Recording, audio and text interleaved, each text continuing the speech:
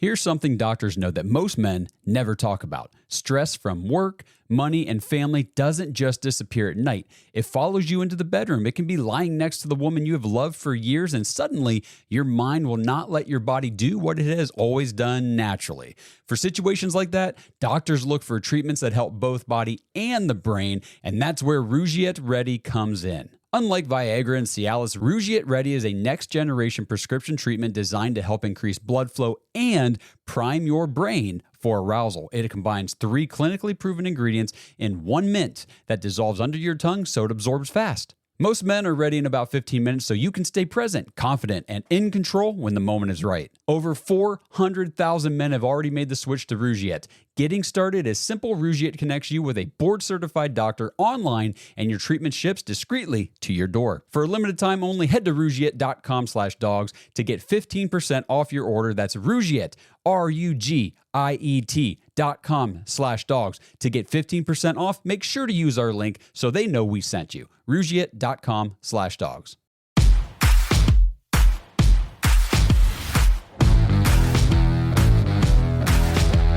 Welcome to the Dogs Podcast with your hosts, Blake Reneker, Justin Charles, and Josh All. Hey, what's up, Browns fans? Welcome back to another episode of the Dogs Podcast. Josh All, your host here. Hope everybody's having a great weekend. If you can see, if you're watching the video here, I'm obviously in my new home studio. We made the move. We have finally moved into the new home, and it is chaos. If you've ever moved before, which I'm sure most of you have probably multiple times, you know how hectic it can be, especially with 2 young kids. It's just been nuts. So if there's like an echo here, it's because this room is like twice the size of the little closet room I was recording in before at the previous house. So there is an echo. I've got sound panels coming. I've got my studio set planned out, mapped out. I'm going to be building that here shortly. But right now you get just me and my blank, just grayish background wall, whatever you're looking at here. So that's what's going on here. And I know that the last couple of weeks have been insane, especially for me and doing the podcast and everything. I was really, really sick for like a week and a half or so. And then that overlapped with the move over here, trying to get everything set up. So it's been crazy. But I'm glad to be back with you guys here today. And I'm talking today about the NFL Combine, all the news, the notes, the rumors, and things that have come out from Indianapolis. And there's a lot that pertains to the Browns, so we're going to dive into those things. A couple NFL notes here and there, and then we're going to dive into also at the end of this, those NFLPA report cards. Yes, the report cards that the NFL owners said, nope, we don't want those disclosed anymore. We don't want those made public. Well, guess what? They've been made public. So we're going to talk about how the Browns graded out on their NFLPA report card for the 2025 season. And then we got a couple voicemails to hit at the end.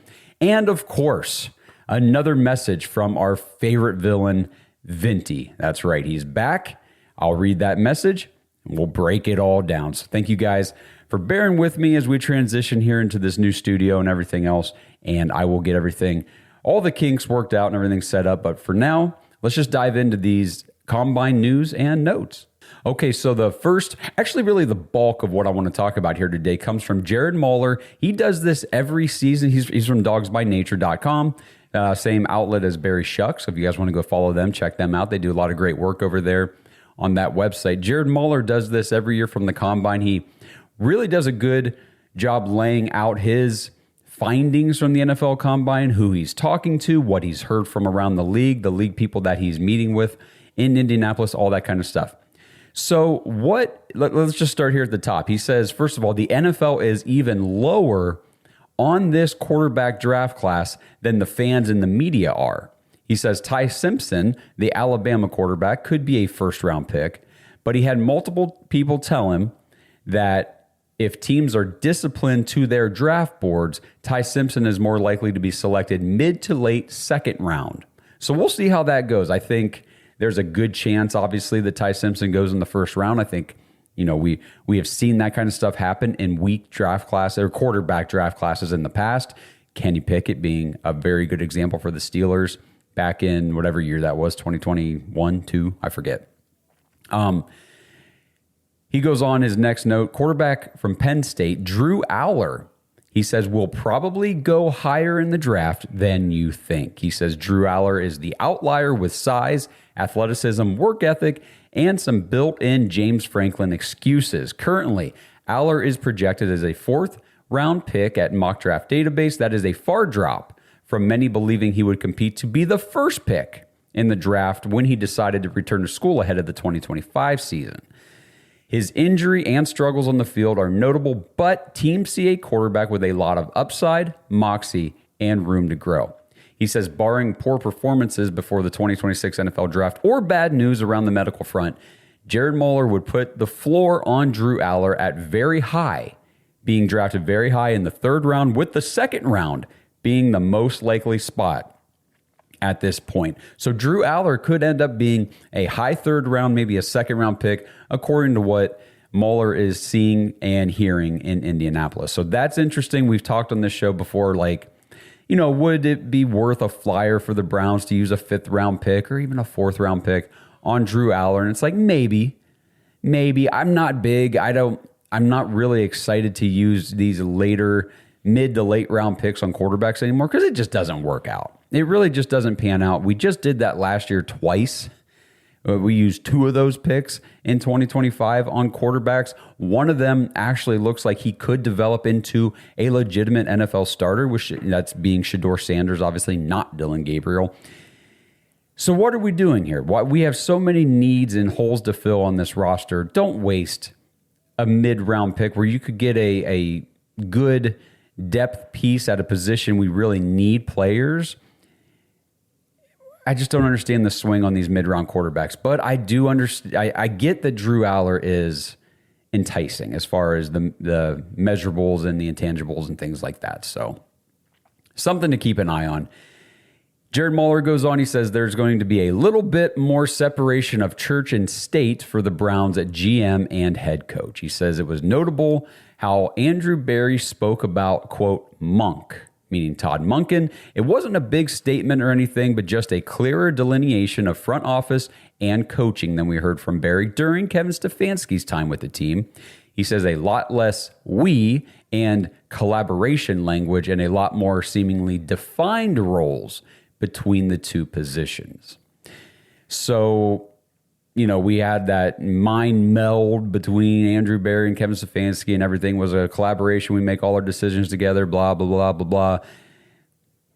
From what I'm hearing and reading from Indianapolis and Todd Monken meeting with people and, media getting a better feel for him as the head coach, he's not going to be the type of guy to just kind of go in front of the media and just say what he's been told to say or just do the coach speak stuff. Like, he's going to be more real. He's going to be more open and honest, and whether that ends up being a good thing or it ends up being a complete disaster, I guess we will just have to wait and see how it plays out, because sometimes that works well, sometimes it doesn't, especially if you're not winning ball games. You can kind of take those things the wrong way. So we'll see how the relationship here between Berry and Todd Monken ends up playing out over the course of the year and all that kind of stuff. So the next note here, this is where things start to get interesting. Very interesting. Andrew Berry is obviously, he does this every year all the time, but notably exploring trade options, notably for wide receivers. So this is where the Browns, obviously, we know this, wide receiver, offensive line, humongous deficits at those positions. So Andrew Berry is looking into potentially available wide receivers.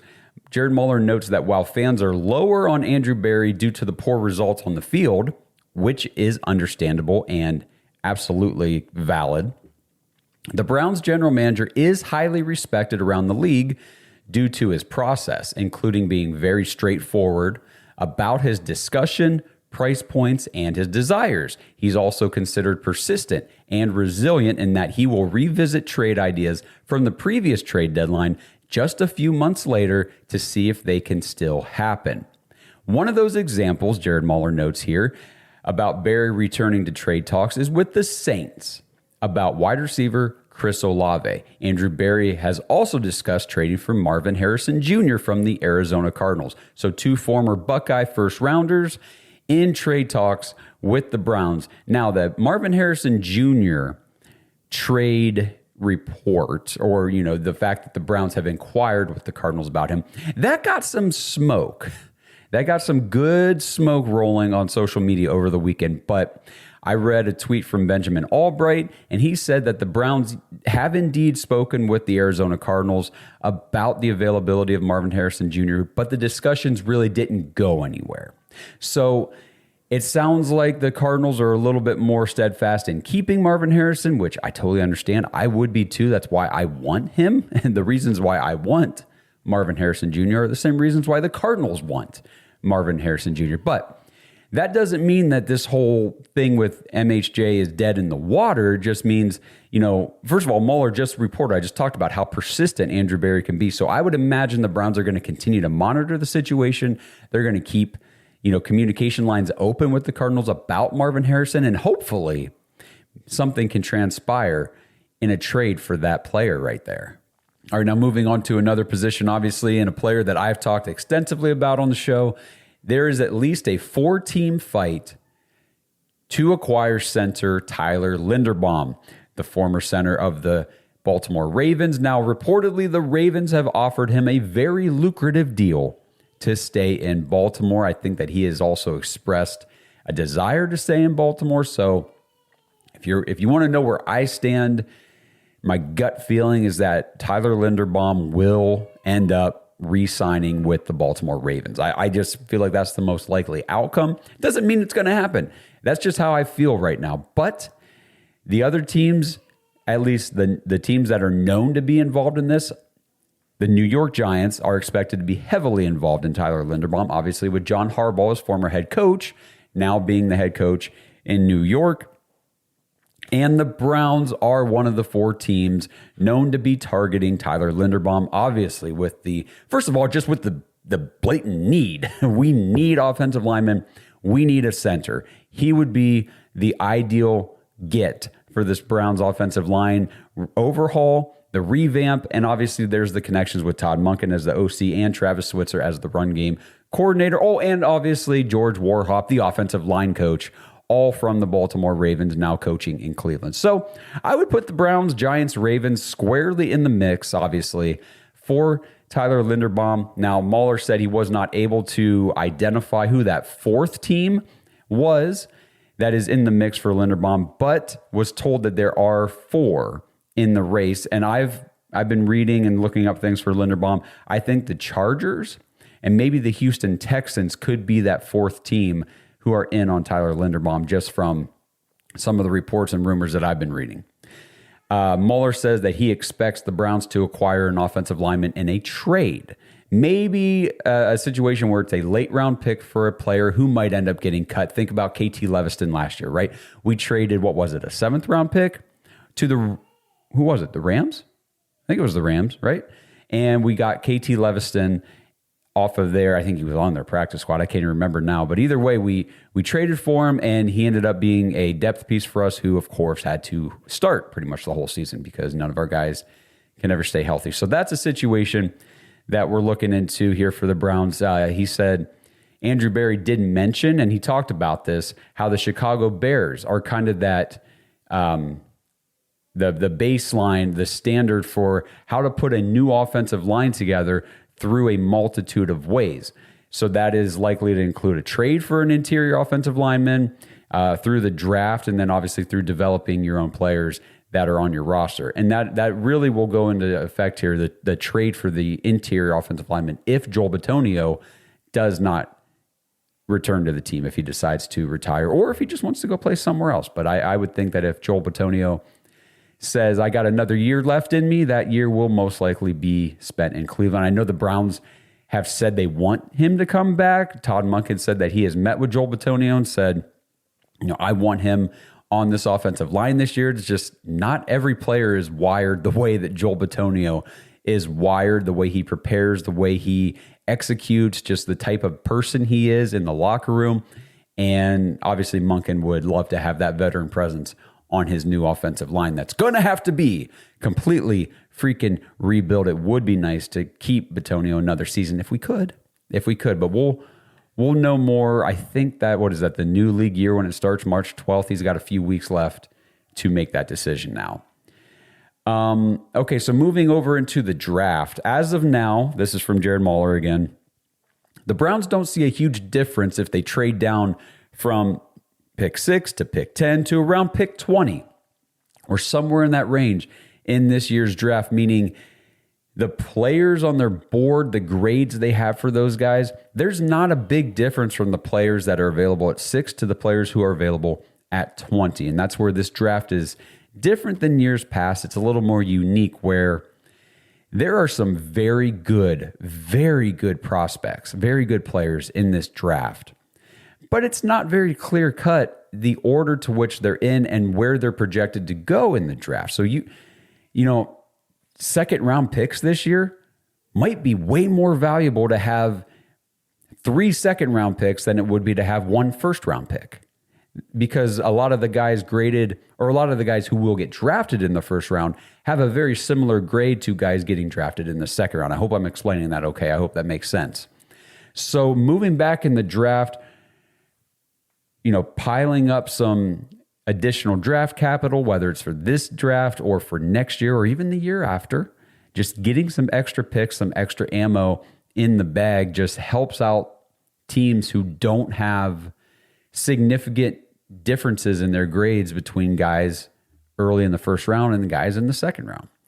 And so there's all this talk about the Browns trading back and everything, but a lot of that, you got to remember too, that is if they can find a trade partner. And that's always the caveat with these things. If there's no team willing to trade up with you, then you're not trading back. So you have to hope, and this is what Andrew Berry does. He did this to the Jaguars last year. The Browns, Andrew Berry, they hyped the living crap out of Travis Hunter. I mean, generational prospect, once in a lifetime type of player. You can't pass on a guy like Travis Hunter. We got to get him at 2. He was just back working a deal with the Jaguars to try to get as much draft capital out of them to move back 3 spots so that they could come up, take Travis Hunter, and then we get the guy we probably wanted all along anyway, was Mason Graham, to fix up that interior of the D-line.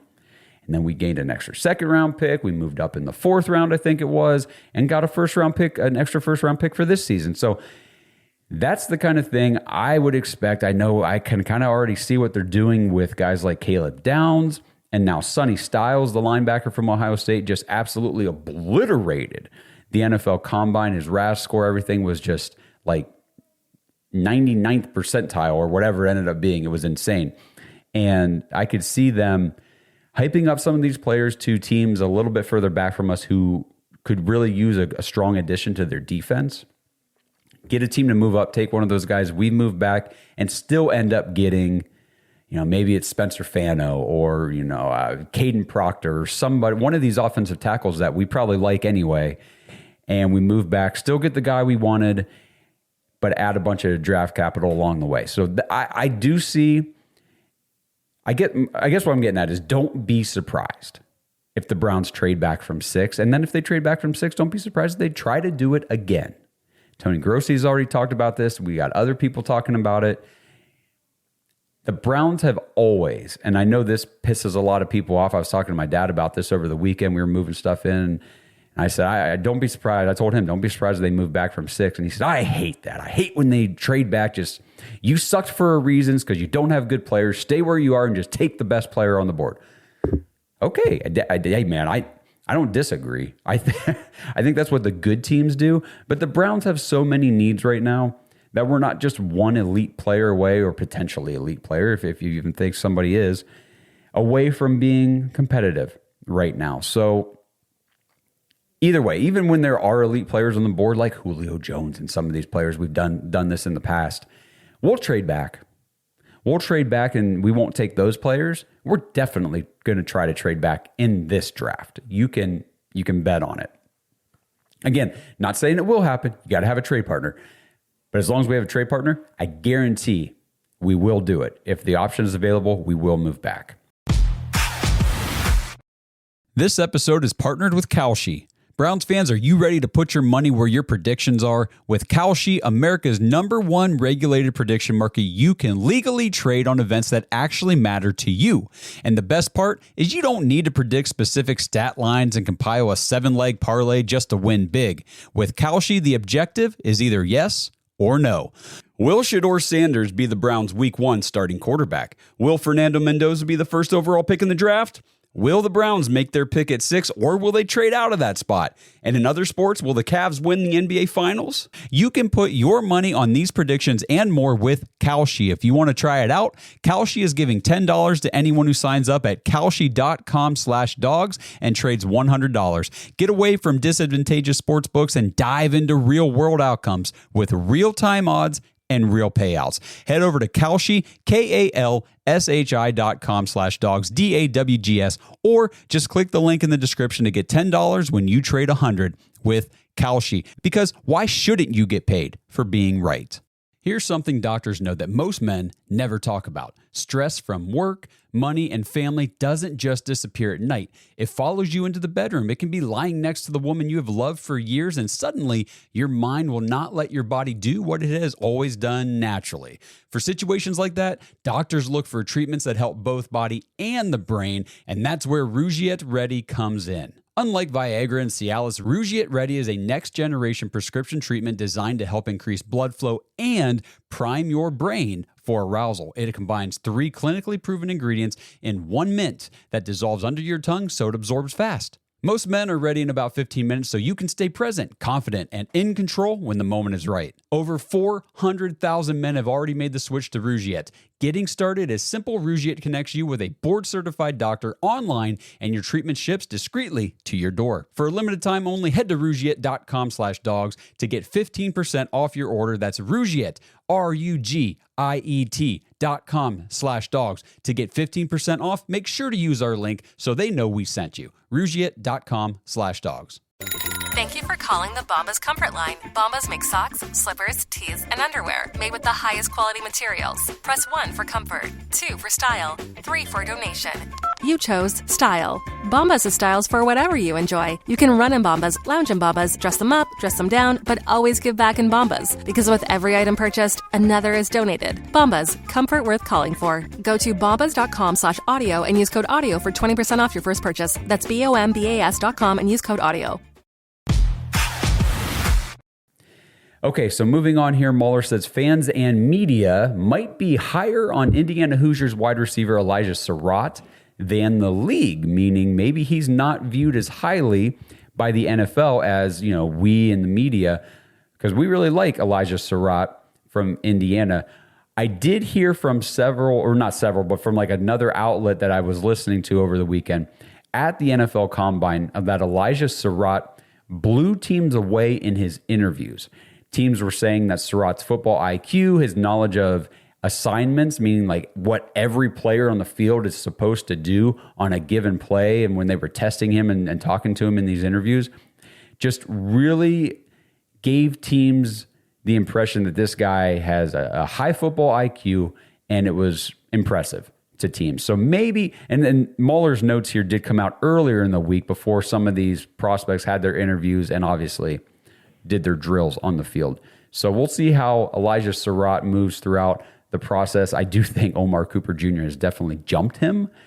If you remember, it started out Elijah Surratt was projected to go higher in the draft than Omar Cooper Jr. That is completely flip-flopped now, and Omar Cooper's even getting some first-round buzz, which I think is fair and valid, and we've talked about it. I've been mocking him in each of my mock drafts.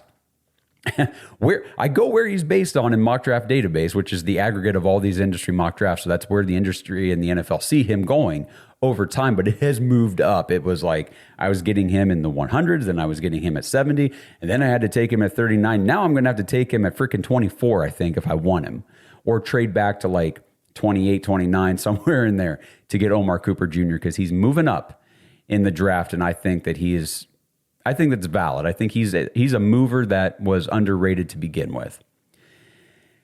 Okay, so Jared Mueller mentioned Chris Olave, Marvin Harrison Jr.'s trade targets that the Browns have knowingly had discussions about. Now, he listed 2 other receivers whose names were mentioned at the Combine as potentially being available in trades. Not that the Browns have touched base on these players, but that these guys their names have been floated as being maybe available in trade discussions. And the first one is Jordan Addison from the Minnesota Vikings. The second is Quentin Johnston from the Los Angeles Chargers. So there's two more names in the wide receiver pool that could potentially be available in a trade this offseason. Two other names who've been rumored to be available right now along with those guys, Brian Thomas Jr. from the Jaguars and DJ Moore from the Chicago Bears. Now, moving into what I think.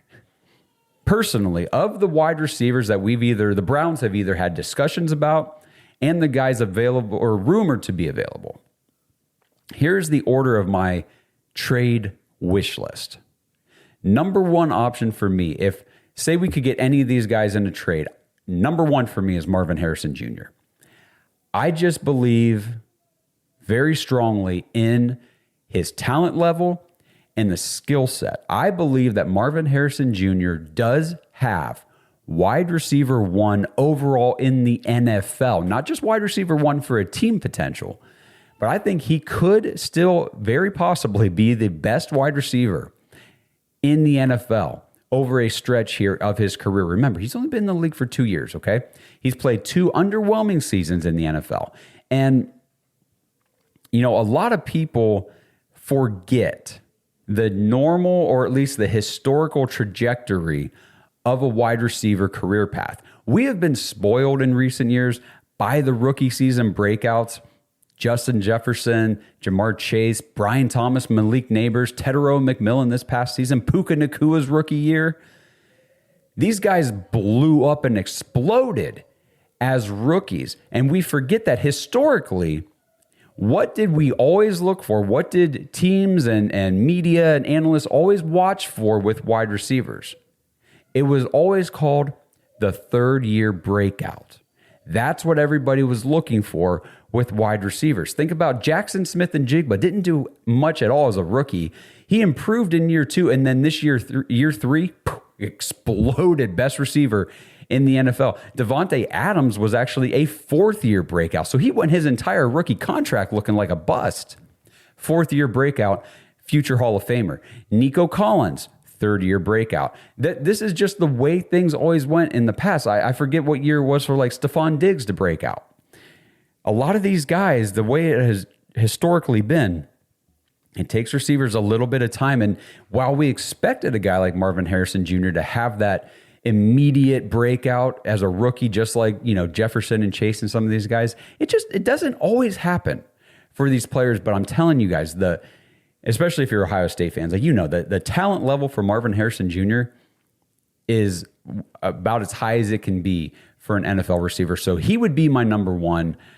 I still strongly believe in Marvin Harrison and what he can be at the NFL level. Okay, so after Marv, my number 2 trade option on my wish list would be Brian Thomas Jr. I love BTJ's game. He posted the 8th most yards and 8th most touchdowns by a rookie all time in NFL history. So clearly, the kid can play. He had a down second season here. But for me, it's like that opened the door now to acquiring him. And I think the time to pounce is now. Me and Justin, we've talked about this a lot on the podcast here. Brian Thomas's massive rookie season didn't start happening at all until Trevor Lawrence got hurt and Mac Jones came in to play quarterback. That's when all of a sudden BTJ was like a revelation and led all the rookie receivers, Marvin Harrison and Malik Neighbors, all these guys. It was Brian Thomas who had the best rookie season, but it didn't even happen until Mac Jones became the quarterback. For whatever reason, there's just something that doesn't work between Trevor Lawrence and Brian Thomas Jr.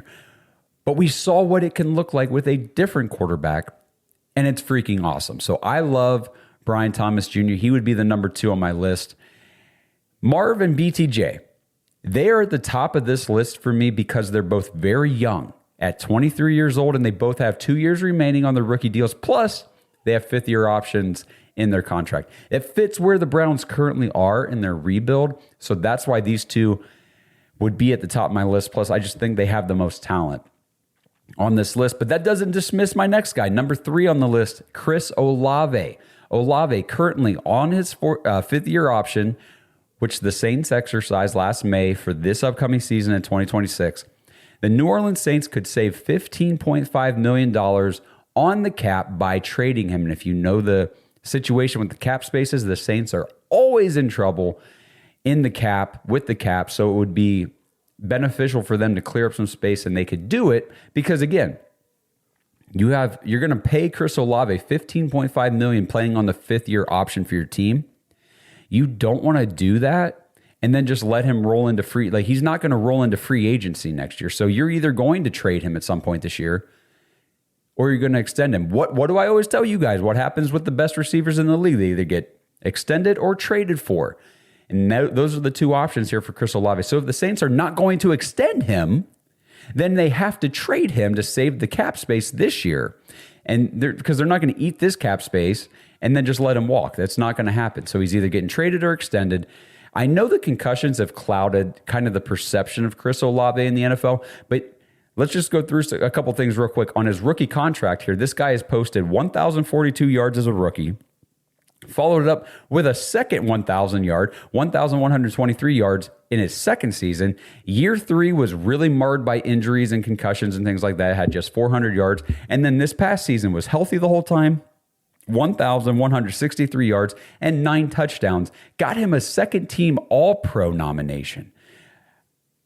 He's never had anything close to consistent or high-level quarterback play in New Orleans, so he's already shown an ability to produce and be an impactful wide receiver despite shaky quarterback play. So I think Chris Olave would be the next best fit for the Browns in their current rebuild. What we're doing with the cap, because obviously if you trade for Chris Olave, you need to then extend him. But we're at a situation in the way Andrew Berry does this, it would be like what we did with Jerry Jeudy. He was on his 5th-year option with the Denver Broncos. We traded for him, immediately extended him, pushed out that money, that cap hit down the road a little bit so that the first season would be low. So Chris Olave, if we trade for him, we would extend him. He'd probably only be a couple $1 million cap hit, something like that, maybe $3 million in the first season.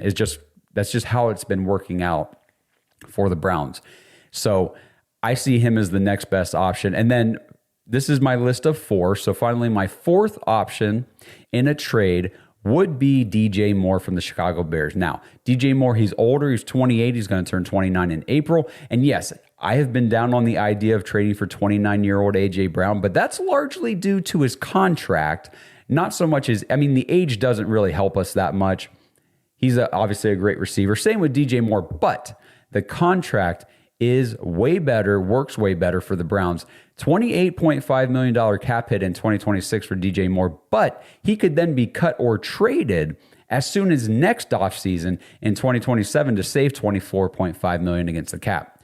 When I'm talking about DJ Moore, if you hear anything about DJ Moore on the trade block, things like that, and you wonder if the Browns could do this, think of the Amari Cooper trade when you think about DJ Moore. An older receiver, still in his prime-ish years, but closer to the back end of his career.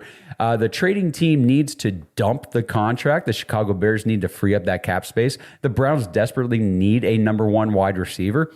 We could probably get him for a 5th-round pick or something similar to what we did with Amari Cooper. He'll be here for a year or 2, and that'll be that. That'll be his extent in Cleveland. But DJ Moore has always been one of my favorite receivers. I love his game, and I think he could be a good veteran leader while we develop the young players, the young receivers on the depth chart behind him. So those would be my top 4 wide receiver trade targets for the Browns: Marvin Harrison Jr., Brian Thomas Jr., Chris Olave, and DJ Moore. So now let's keep the wide receiver talk going over into the NFL Combine, the draft prospects. We have Carnell Tate, obviously, on this podcast, our wide receiver 1, my personal wide receiver 1, of course, in this draft, getting all sorts of discussion online because he ran a 4.54 40-yard dash twice at the Combine. Now, the first thing that we got to talk about with Carnell Tate running the 40, putting up a 4.54, every single draft analyst said Carnell Tate will likely run in the 4.5s. So it's funny now how many people out there seem to be shocked that he ran in the 4.5s. We knew this was going to be the case. We knew that Cardinal Tate had 4.5 track speed. Okay, that's fine. But now that he actually went out there and ran 4.5 track speed, people are like, whoa, maybe he's not the wide receiver one in this class. I hate the 40 time, and we'll talk about that here in a few minutes. But the second thing with Cardinal Tate that I really want to talk about here, and this speaks to everybody in the Discord. So I want to thank you guys in the Discord, the conversations that we have in there. And if you're interested in becoming part of the Dog Pack community, joining our Discord, hanging out with us, getting in these conversations, go to jointhedogs.com. Hey, I mean, seriously, get in the conversations with everybody in there, the diehard Browns fans. I mean, you get access to the Discord. Like I said, we're going to do Dog Pack Discord live episodes, which I think these guys don't know it yet. I think we're doing one tomorrow night, Monday night, at 8 o'clock for the Discord. And then fantasy football every year. You get to be in those leagues and all that kind of stuff. So jointhedogs.com. But this next part came from a discussion in the Discord last night. And I apologize to you guys. I'm really sorry. I forget who specifically posted this in there. But newer Browns fans might not remember Josh Gordon. But the longtime Browns fans will definitely remember him. And if you didn't get to watch Josh Gordon, go to YouTube right now. I'm just go to YouTube. If you're already on YouTube, new tab, search Josh Gordon 2013 highlights. Okay? Josh Gordon 2013 highlights. And you go watch and you see how many quick slants did Josh Gordon take to the house? How many DBs did he just leave in the dust, burn, blow by them? Do you know what Josh Gordon's 40 time was? Take a guess. If you watched Josh Gordon play football, you couldn't catch him. He's so fast, big, strong, and the speed was insane. He was an absolute specimen of a wide receiver. Josh Gordon, and again, thank you everyone in the Discord last night for bringing this up and having the discussion about this. Josh Gordon ran a 4.52 during his pre-draft workouts. Okay, at 4.52, Cardinal Tate just ran a 4.54. So essentially, just a couple hairs difference between the two. Now let's look at a different receiver, and this is where I'm going to start going on my soapbox here about the freaking 40 times and this drill at the combine. Anthony Schwartz, if you guys remember Mr. Anthony Schwartz, 2021 third-round pick by Andrew Berry and the Browns, he ran a 4.26. Whew, blazing fast. Olympic speed. When you watch the highlights for Josh Gordon, there's no way you would think that he's not running or playing at least at a 4.3 speed with how fast he is on the field. Now, I'm not saying that Cardinal Tate is Josh Gordon, but let's look at this list, okay? We were talking about this in the Discord too last night. People wanted to know, what's the list of wide receivers in the NFL, like the top elite wide receiver one guys who ran 40s in the 4.5 range? Listen to this list. All these guys ran a 4.5 40 or slower. A couple of these guys were even in the 4.6 range. CeeDee Lamb, Amon-Ra St. Brown, T. Higgins, Keenan Allen, Cooper Kupp, Devontae Adams, DeAndre Hopkins, Mike Evans, Antonio Brown, Brandon Ayuk, Stephon Diggs, Jerry Rice. All these guys ran in the 4.5s, and a couple of them, was it Mike Evans, Keenan Allen, maybe Cooper Kupp, all ran in the 4.6s. Okay? 40 times don't mean anything. They really don't. I feel like we have this conversation every year, and here we go, we're going to do it again. I wish they didn't run the 40 at the I wish the 40 time wasn't even a part of the evaluation. Receivers who ran track in high school have an advantage.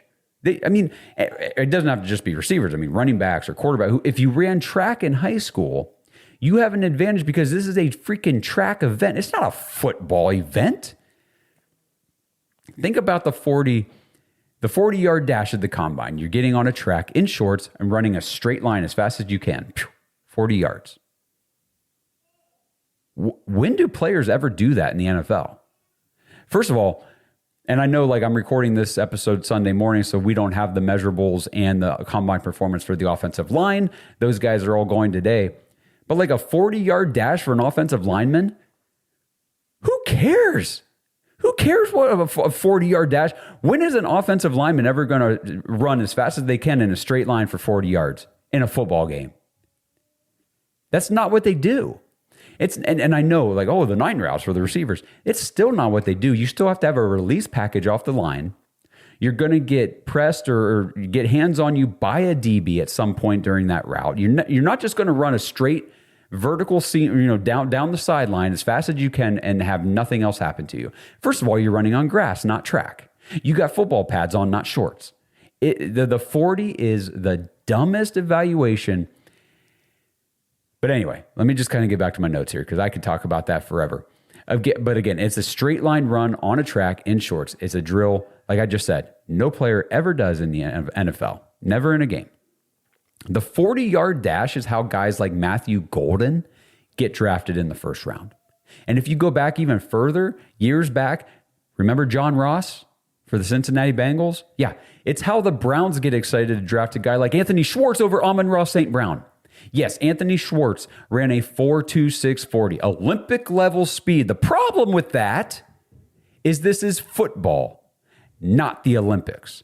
The dude couldn't run a route. He can't get open, and he can't catch a ball to save his life. That 4.26 didn't do anything for the Browns. Nothing. But yet, it got him drafted. That's why I hate the 40. Amon-Ra St. Brown ran a 4.51. But guess what he can do? Run routes, get open, catch the frickin' ball. I don't like the 40. So 40 times, to me, they don't change draft order for me with wide receivers. I see people like, oh, Chris Brazzell ran a 4.37, so he's moving up the draft. I don't care about the 40. I already knew he was fast. Doesn't matter. Does not matter. It's all about the tape. What do you see on the film for these receivers? And what are their deeper on-field metrics? They're on-field. What do they do on a football field in a game? Those metrics, not what they're doing on a freaking track in shorts. The one guy here from the combine that I feel like is worth mentioning, just because, again, every year, we do this 40 thing. People want to know, well, who ran the fastest 40 for the wide receivers? Okay. Well, that was Brennan Thompson, wide receiver from Mississippi State, ran a 4.26. But why is he worth mentioning when I just said all this stuff about the 40 times and all that? Him running a 4.26 for me personally did not change where I had him. He was already, for me, a top 100 player in the NFL draft. Now, the 4.26 has put him in the headlines, so a lot of people that didn't know about him, now they know about him. So he might not be a guy that's on the Browns border for you as a Browns fan. You might say, nope, hard pass. He's 5'9", 170. Soaking wet, I'm pretty sure. He's a smaller receiver. He had 57 receptions, 1,054 yards, 6 touchdowns from Mississippi State last year. He posted a 2.77 yards per route run, and he did that running 87% of his routes on the outside. So he's not like, they didn't put him in the slot and say, go do a slot thing, you smaller receiver. 5'9" in the SEC on the outside against these SEC cornerbacks, a 2.77 yards per route run, 1,000 yards, 6 touchdowns. Now, again, he might not be a guy who's in the cards for the Browns, but he's still a name to keep tabs on because he's going to get drafted, 3rd round or higher, and he's going to have a role somewhere in the NFL. And the last guy, the last wide receiver whose 40 time popped him onto my timeline, who I didn't even know about this receiver, is Jeff Caldwell, the wide receiver from Cincinnati. 6'5", 215 pounds, so he's a big-bodied guy. He ran a 4.31. That's what got him all the hype and everything from the combine. And for me, this is where we got to watch out this territory where a guy like Matthew Golden, who didn't do jack diddly squat for Texas in college, all of a sudden gets thrust into the first round because of his 40 time. Because the Packers got enamored with the speed, and then you saw what he did, or I should say didn't do as a rookie. He didn't do anything. He didn't do anything, which I knew he wouldn't do anything. So a guy here, Jeff Caldwell, similar situation. I mean, he ran the fast 40, but go look at him. He played 3 years in the FCS for Lindenwood, and then this past year transferred to Cincinnati. in, Division I, posted just 32 catches, 478 yards, 6 touchdowns. He had just 3.7 yards after catch per reception, 2.16 yards per route run, which, yes, that's over 2. But you guys know I like 2.25 is probably the lowest that for these guys in college. If you're below that, I'm just not that interested. And the other thing with Caldwell here, just 5 out of 13 contested catch opportunities this year, just a 38.5 contested catch rate. So, Jeff Caldwell ran a fast 40. Good for you. If you're not piling up receptions, which he didn't, you're not coming down with a lot of 50-50 balls at 6'5", which he didn't, and you're not generating a ton of yards after the catch, which he didn't, I'm really not that interested all of a sudden just because you ran a 4.31 on a track. So, Jeff Caldwell, you're going to see that name, especially just because of the size and the speed and all that stuff. But these deeper metrics, I'm telling you guys, that's a red flag for me. Not interested in that wide receiver from Cincinnati.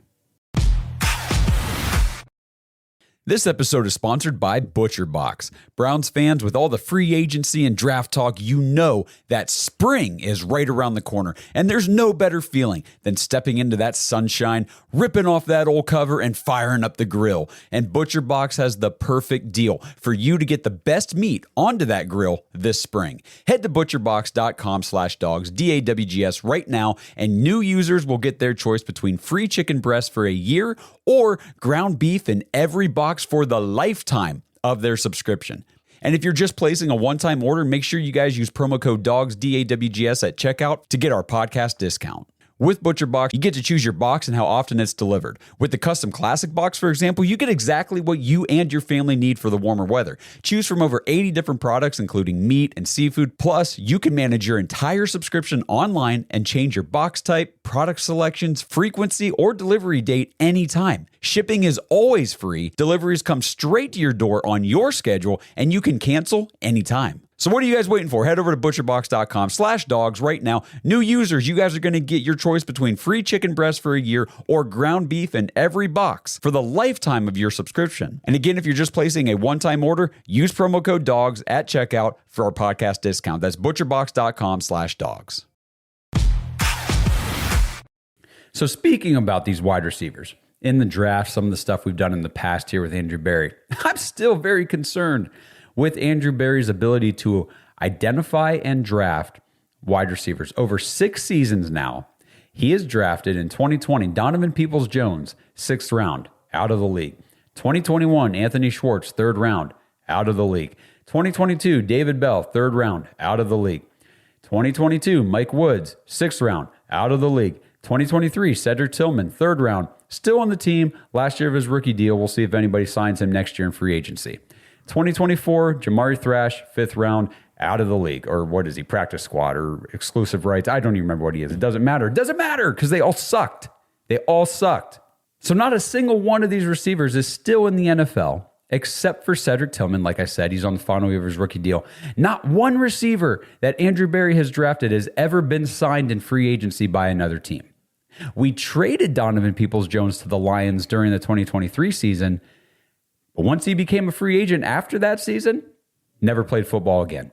Now, obviously, I get it, guys. The lack of high draft capital plays a part in not taking top prospect talent in a wide receiver. I understand that. But remember, we had pick 42 a couple years ago, and Andrew Berry traded that in the 42nd pick, 2nd round, traded it for Elijah Moore. Elijah Moore, another receiver who left Cleveland and then did nothing in the NFL after that. So it concerns me about how he evaluates and identifies wide receivers because he's not done it with anybody yet. The Browns have officially met at the Combine with the top wide receivers, Carnell Tate, Mekhi Lemon, Jordan Tyson, also Denzel Boston. I expect all 4 of those guys, plus some others, will be top 30 visits for the Browns when those start up. Now, we also met with the top-ranked offensive tackles, all of those guys, Francis Mauigoa, Spencer Fano, Caleb Lomu, Monroe Freeling, and Caden Proctor, and also Blake Miller.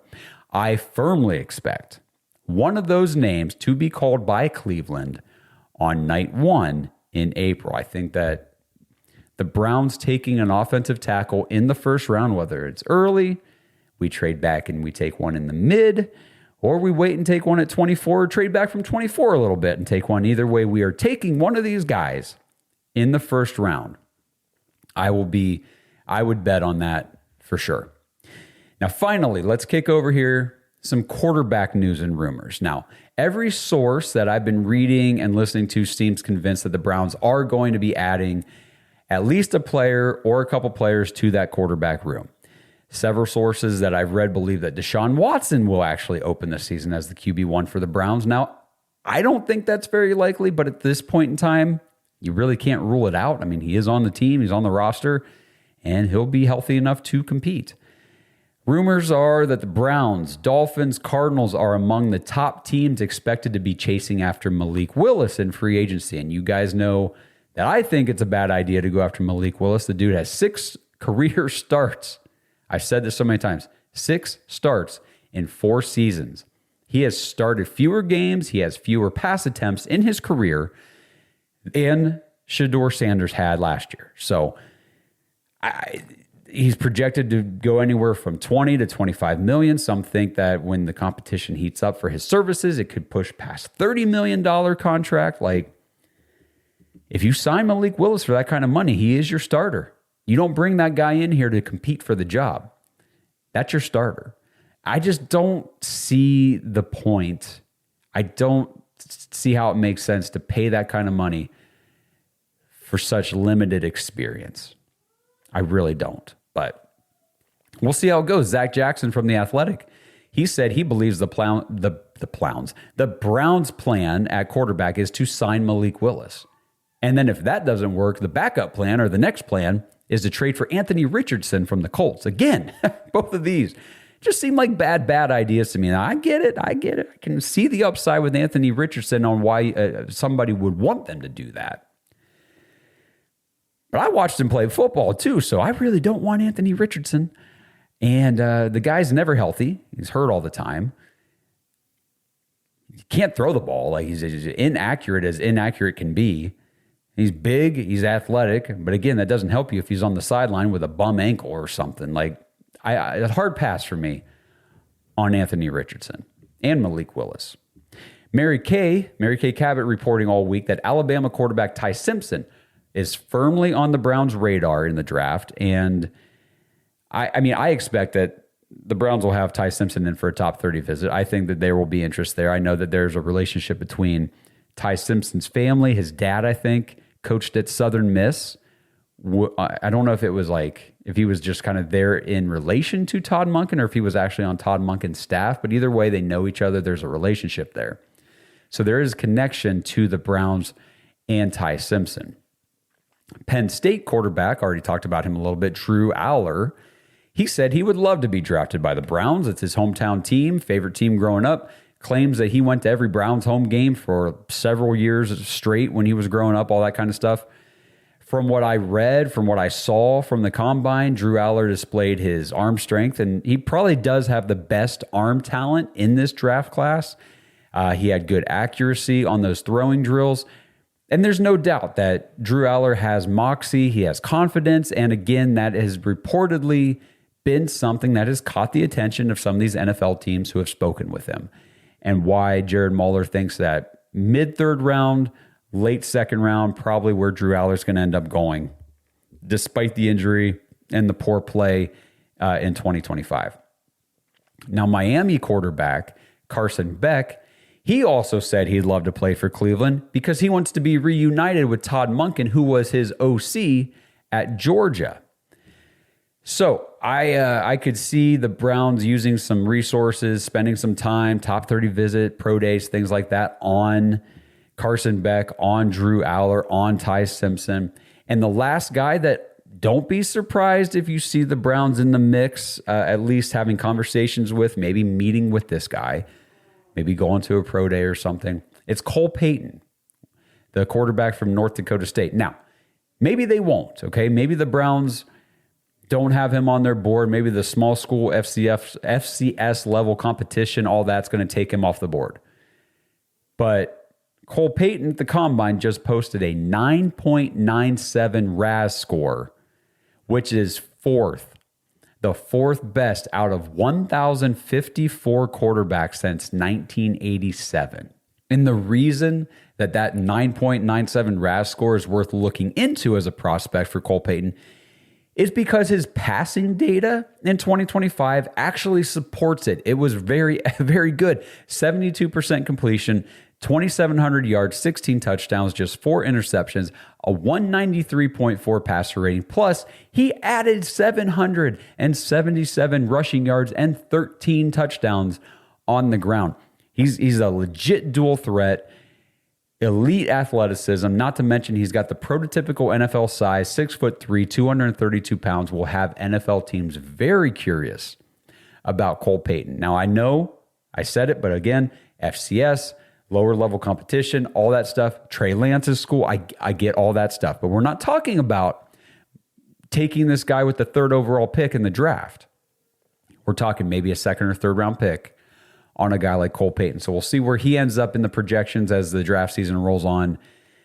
But it's a name that we're going to have to keep ourselves familiar with as Browns fans. At least that's what I believe. A couple other things from around the league. Rumors. The Dolphins are going to cut Tua Tagovailoa because no team is interested in trading for his contract. Kyler Murray with the Cardinals reportedly asked the team to release him.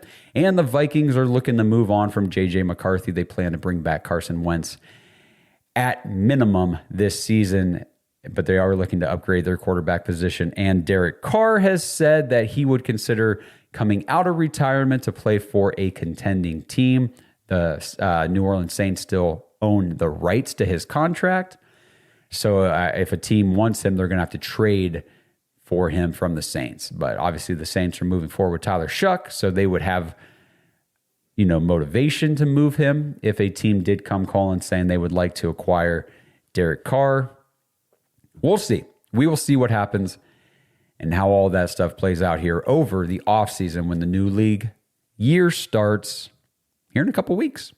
All right, cool, guys. So let's talk about these report cards and the grades for the Browns before we do a couple voicemails and a message or two here. Again, NFL owners did not want these report cards and the grades made public. ESPN did obtain the results of all these annual NFLPA report cards, and here's how things graded out for your Cleveland Browns. 1, treatment of families, D-. Home game field, B-. Food/dining area, D+. Nutritionist/dietitian, C+. Locker room, meaning locker room facility, F. Training room, C. Training staff, C+. Weight room, B+. Strength coaches, B+. Position coaches, B-. Offensive coordinator Tommy Rees, D+. Defensive coordinator Jim Schwartz, A-.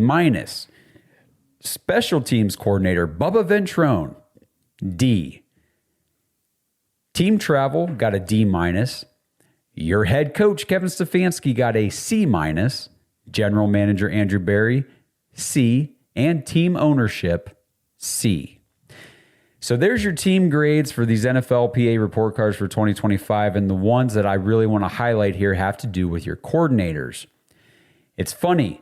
Tommy Rees, the golden boy, the up-and-coming offensive genius that everybody wanted to, this guy's going to be an NFL head coach or a college head coach. He didn't get any interview requests for head coach. And you saw, we had 10 openings at head coach this year. And the only team that interviewed Tommy Rees in any capacity was the Cleveland Browns, just because he happened to be our OC. Got a D+ grade on the NFLPA report card for the team. So maybe Tommy Rees, not quite the offensive mind or whatever that everybody thought he was going to be. Not saying he can't end up being that, but it just doesn't seem like he is that right now. So that coupled with your head coach grade, C-. Here you go, Atlanta Falcons fans. Kevin Stefanski, C-. Okay, where does that rank amongst all the head coaches in the NFL? 32nd. That's right. Kevin Stefanski was the lowest graded head coach in the NFL from the 2025 season. So there you go. The Falcons got our C- head coach and our D+ offensive coordinator. We let our A+ defensive coordinator quit the team which sucks because he was the only category that even got into the A range was defensive coordinator. And then, of course, special teams coordinator Bubba Ventrone, a D.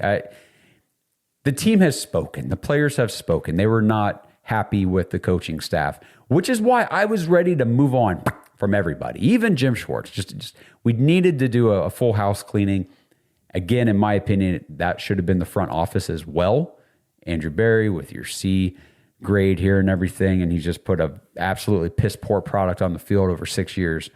I'm done with him too. We'll see if he can correct things and fix things coming into this season, but the time is ticking. At least the coaching staff is gone. We got new guys in here. Todd Monken, as the offensive coordinator grade for the Ravens, got a B-, which is an upgrade, at least in terms of the way players viewed these coaches. So that's good to see. But that's really all I want to talk about with these grades. I just wanted to mention it, talk about it, and then if there's anything on here that you guys see that you want to talk about, drop in the comments. Let me read it. Maybe we'll talk about it here tomorrow night on the Discord show with the other guys. So, Combine news and notes. That's what I got for you guys so far here today. We got the grades. Now let's move over into a couple voicemails and, of course, our message from Venti. This episode is sponsored by Better Sleep. Browns fans, I don't know about you guys, but the older I get, it seems like the more difficulty I have sometimes falling asleep. And it drives me absolutely bonkers because I'm tired all day, like 3 o'clock, 3:30 in the afternoon. I'm yawning. I'm barely keeping my eyes open. I sit on the couch at 8, 9 o'clock at night watching TV. I'm about ready to fall asleep. As soon as my head hits the pillow in bed, finally, boom, wide awake, can't fall asleep. So that's where Better Sleep could help you out. Better Sleep is one of the world's top-rated sleep apps that can help you fall asleep faster and wake up energized. There are over 300 sounds for you to customize and fall asleep to, including white noise, green noise, pink noise, ASMR, binaural beats, nature noises. There are hundreds of bedtime stories for adults featuring celebrities. Each story has been carefully selected to help you nod off. Personally, I'm more of just a white noise type of guy, but I tell you what, I do want to try out these bedtime stories. I know my wife has tried listening to the stories and some things like that to help her fall asleep, and it has been effective. So use our link to try 7 days for free at trybettersleep.co/dogs, DAWGS. Quit worrying about whether or not you're going to be able to fall asleep tonight. Let Better Sleep help you fall asleep faster. Again, take advantage of the 7-day free trial at trybettersleep.co/dogs. All right, let's just give you guys what you want. Here's the message from Venti. And again, I haven't read this. I do this every time. I never read his messages before I dive into it on the show. So here we go. First time. He says, man, you must have been deathly sick. I was getting really concerned for you when you agreed with like 90% of my last message. He says, I thought you desperately needed to get yourself to the hospital, but your State of the Roster show made it clear you were doing much better. Well, State of the Roster came out before I was really sick, Venti, if I recall correctly. But anyway, he says, I don't know what you are so upset about. Other than Bush, Hickman, and Emerson, who are you so upset about possibly losing in free agency? I wasn't upset about losing guys in free agency. I was upset that we're losing 32 contracts and we have nothing to replace them with. That's what I'm upset about, is the fact that Andrew Berry has built no depth, no up-and-coming players to, no heir apparents to roll into these positions as these guys hit free agency. That's the problem that I have with the 32 expiring contracts. He says the overwhelming majority of our free agents are players we don't really want or need back. Again, I'm not disagreeing. That's part of the problem. Let's see. He said, we all knew the offense was extremely lacking in talent, but other than Bitonio, what free agent would be hard to improve on? You seem to want them to bring guys back just to be warm bodies and take up roster spots. I don't remember saying that I wanted them to bring anybody back other than Bush, Hickman. Personally, I'd still like to have Wyatt Teller on the team, but they obviously feel differently about Wyatt Teller than I do. What other players did I say I want them to bring back just to bring back? I'm saying I am mad and upset that Andrew Berry has built nothing behind these expiring contracts. He says the way I look at free agency is who would I still be happy about if they come back and don't play as well as they did last year, not including Njoku because we knew he was gone already. There are only 2 players that I am desperate for them to bring back and wouldn't care if they overpaid for. That's Bush And Bitonio, okay, I would like to see Hickman, Emerson, and Harris come back, but I don't see them on the same level as Bush and Bitonio. And he says, I'm glad you're starting to feel better. Hard cut because I just had a coughing fit, but I am starting to feel better. I at least have my energy back and I can do some things and get up and move about, which is wonderful. So I do appreciate that, Venti. Again, sometimes I feel like he wants to bicker in here just to bicker. I feel like we're agreeing on this entire message. The point of view may be the differentiator here, where I'm saying it's not that I want all 32 of these expiring contracts to be re-signed just because I want a full team. It's the fact that we let the situation happen or planned for it, like Blake said. We planned to have all these expiring contracts, but we have nothing waiting in the wings. And so it makes for a very vulnerable situation for the team, because now you're at the mercy of free agents who have options just because you want, and I'm talking about the Browns, just because you want to sign, this player or that player or add these position guys, whatever, doesn't mean it's going to happen. They could easily say, I'm going to sign with this other team. And now you're going to your second, your third, your fourth option in some of these spots. And that's where a bad team gets worse. And then you're relying on a bunch of young rookies that you're going to draft and UDFAs that you're going to sign after the draft. And you're hoping that you can replicate your success rate from last draft season, where you hit on quite a few guys. But Andrew Berry's track record doesn't say we should expect that. So that's where my concern is for the state of the roster. So thanks, Venti. Appreciate your message. Again, I feel like we agree more than maybe either of us even realize. So that's good too. All right, got another message here from the website. Again, if you guys want to leave voicemails or messages, go to thedogspodcast.com. You can record a message, a voicemail. You can listen to it back. Make sure you like it. Re-record it if you don't, whatever. Send it in. I'll play it on the show, respond to it. Or there's a box right there where you can just type in your message, hit send, comes right to the email here, and I can read on the show. This one is from Kevin. And Kevin says, what do you guys think about Dallas Goedert from Philly as a free agent signing for our tight end group? And I got to tell you, I thought about Dallas Goedert when I was doing the free agent preview episode with Kenny Mack. And I was actually doing some free agent previewing earlier, maybe a month ago or so. And that's where I really honed in on Cade Otton as that's my target at tight end for this team. Dallas Goedert, I considered him and I thought that would be good too. One, I really do expect the Eagles to bring him back. I think that he's very pivotal to what they do on offense, that they need him. And they don't really have that next guy in the waiting to step up and be a good replacement tight end for Dallas Goedert. So I think he's just kind of a lock to go back to Philly anyway. He's projected to get a higher salary, eat up more cap space than a guy like Cade Otton, which I don't think works for the Browns. And he's injured a lot.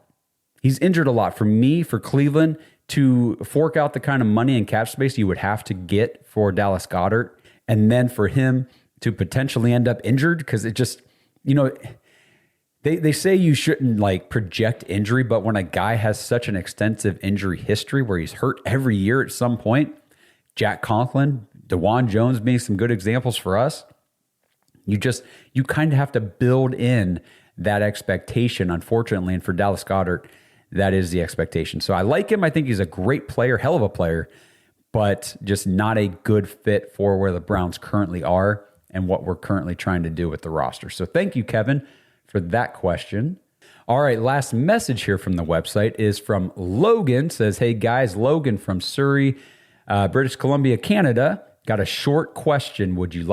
I would like to know your thoughts on us trading for Kayvon Thibodeau. I know he's not exactly a scheme fit, but I saw his price as a day 2 or 3 pick, so that makes me interested in the amount of picks that we have. Okay, Kayvon Thibodeau from the New York Giants. Now, this is where it would behoove me to read your messages before I actually do them live on the show. If you can get him for a late day 2 or a day 3 pick, so a late third, I don't even know if I would do a third with the way our current roster is. I'd rather just use the third round picks on, I guess we have a third round pick on a draft player. But if, like a fourth, or even, I mean, definitely, if you need to get him for a 5th round pick, I would do it. I don't even know what his contract situation is or anything like that, so I do apologize for not having more information on Thibodeau. But I'm not one to just turn away talent just blindly. Like, again, if you can get him for a 4th or 5th round pick, okay. I don't know what the situation is, if we would just need to extend him or if it'd be like a 1-year rental type thing. But I don't know. I'd have to look up a little bit more about Thibodeau. I apologize, Logan, that I don't have more to add to that. But a name that's definitely worth mentioning and discussing, and maybe I'll look up a little bit more and we can talk about it with Blake and Justin tomorrow. All right, so let's move into some voicemails here real quick before we wrap up. This one is from Kurt. Hey guys, Kurt from Jersey. Just a little something on the player that currently wears Phil Dawson's number.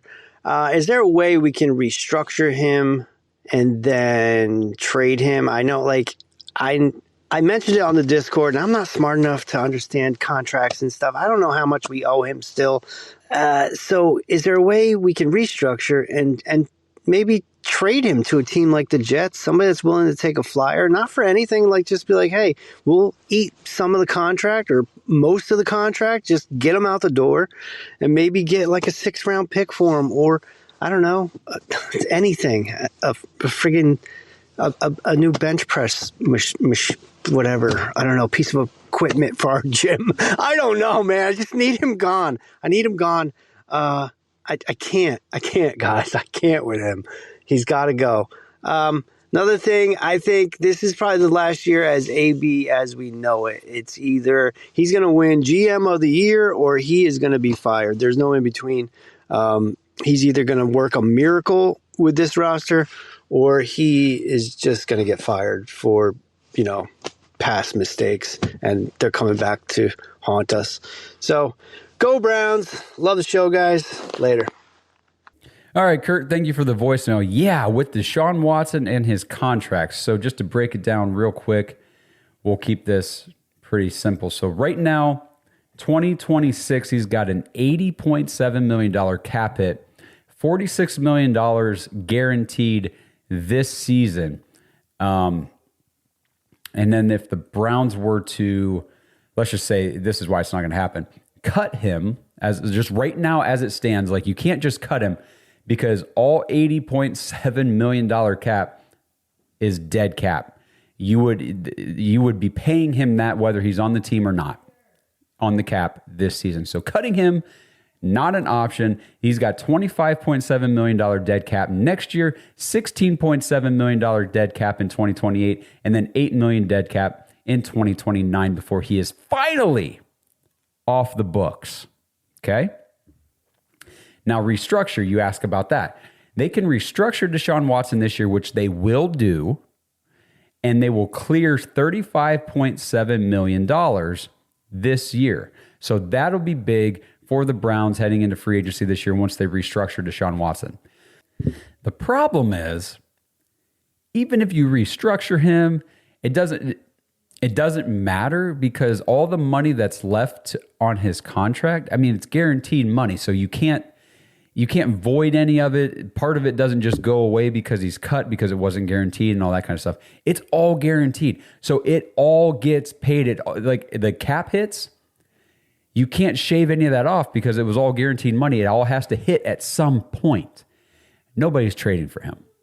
Nobody's trading for a guy coming off a major shoulder surgery on his throwing arm and then back-to-back Achilles tears and a major Achilles surgery. On top of the last time he was healthy on the field playing, he sucked. He sucked. He was terrible.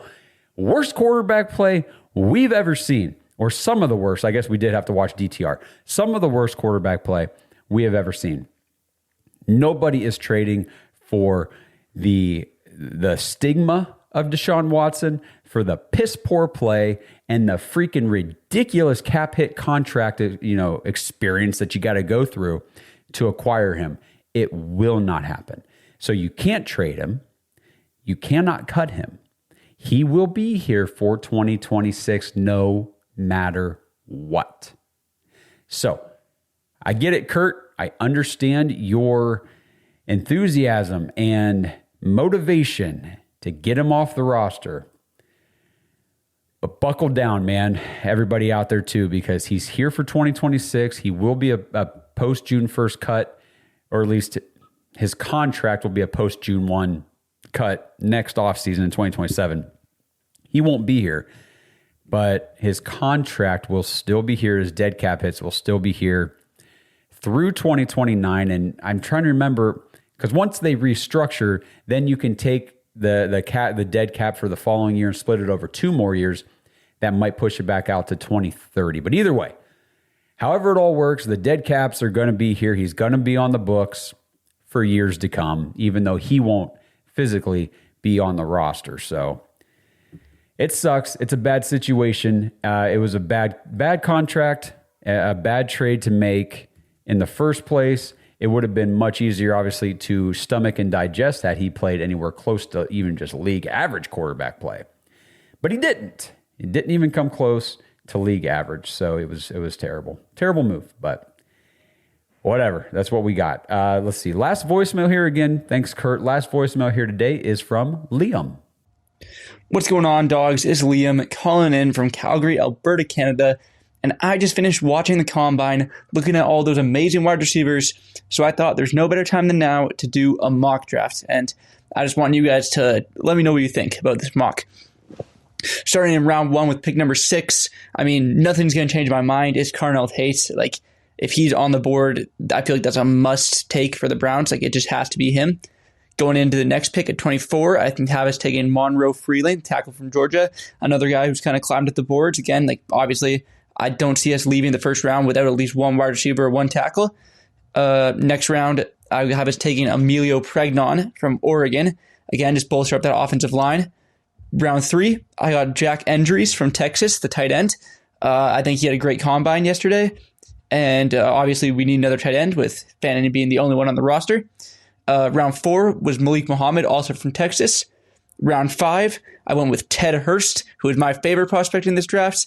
And then rounding things out, I have Aiden Fisher, a linebacker from Indiana, Harold Perkins from LSU, Isaiah Nwakabu from SMU, and Ethan Oniwana from Ohio State.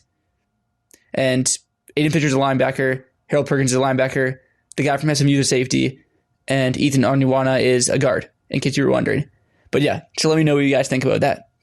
All right, Liam. Well, thank you for the mock draft. I think that's a good way to end the show today, too, is talking about this, because one thing that I am planning to do, obviously, I did a post Senior Bowl mock draft. This coming week, I do want to do a post NFL Combine. I want to gather all the data and information coming out of Indianapolis and do a mock draft for the Browns post NFL Combine, kind of like you just did. So thank you for setting that in. And I got to tell you, if I'm projecting or sticking with pick 6 for the Browns for the mock draft purposes, it is Carnell Tate at 6, because I do think that he can be a big enough difference maker at the wide receiver position to warrant taking at 6. Obviously, your mock draft and mine is going to look very different, at least for the start. Tate, Monroe Freeling, I like him out of Georgia. I think that could be a good fit or a good projection for the Browns taking him. And then 39, Emmanuel Pregnon, great pick. I do think that he's going to be a good NFL offensive guard and everything like that. So I think that would really, it depends on what we do in free agency, because again, we don't want too many rookies starting on that offensive line this season. But Freeling, Pregnon could be guys that you fill in on the offensive line. And the rest of your draft, I mean, like Endries, the tight end, that would be a good pick. We obviously need tight end. I'll just pick out a couple of these other ones. I love Ted Hurst, you know that. And I've talked about him before. He's going to be a my guy during this draft process. Coming out of Georgia State, I don't know if the Browns or if, Andrew Berry, Andrew Berry does not take very many players. If you go look at the draft history, it's only like 2 or maybe 3 now if you include Harold Fannin coming out of Bowling Green. Of all the players he's drafted, he's only taken a couple now out of these smaller schools. So if you're not taking... takes most of his players out of the big Power 4 schools, right? The big guys, the SECs, the Big Tens, those type of places where he likes to get his players. But I do like Ted Hurst a lot. I think he's very talented. I don't know if you guys saw the highlight catch from Ted Hurst at the Combine, but it was insane. I forget which quarterback he was running the route for during the passing drills, but he made an insane adjustment where he spun around in a complete 360 and then had to extend his arms way out and caught the ball, just like plucked it out of the air. I don't even know how he was able to track it, let alone make the catch at the end. So that was impressive. And then the other guy I wanted to highlight out of your draft here, Liam, was Harold Perkins, the linebacker at LSU.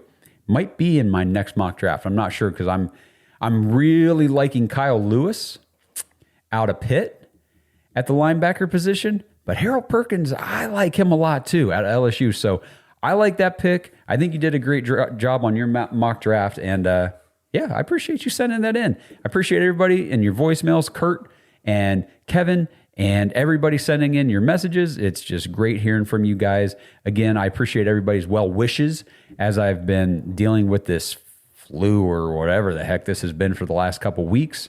And again, I apologize for any echo that's on the audio today. I apologize for the lighting. I gotta get my sound panels and my curtains and my actual studio lights. I just got a little lamp sitting right here.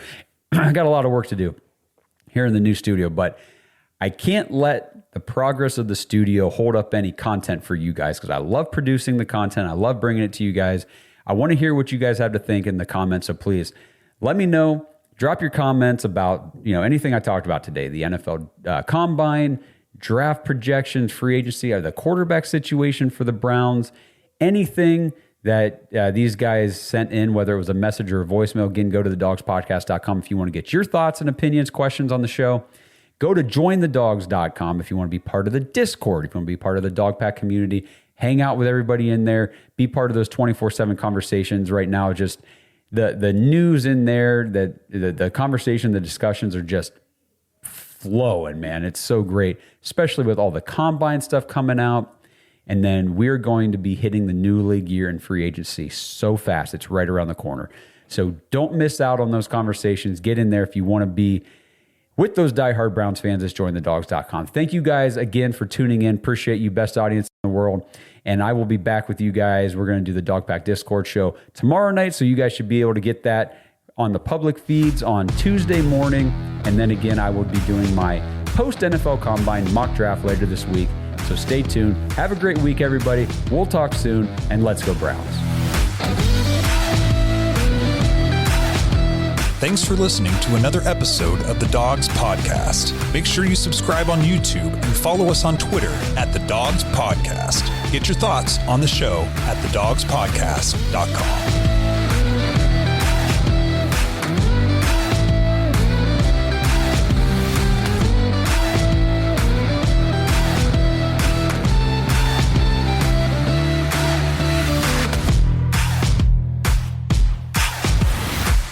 This episode is sponsored by ISSA. Browns fans, if you're into health and fitness, have you ever wondered how you could maybe turn those hobbies and your passion into an actual career? If that sounds interesting to you, then ISSA has the opportunity you've been looking for.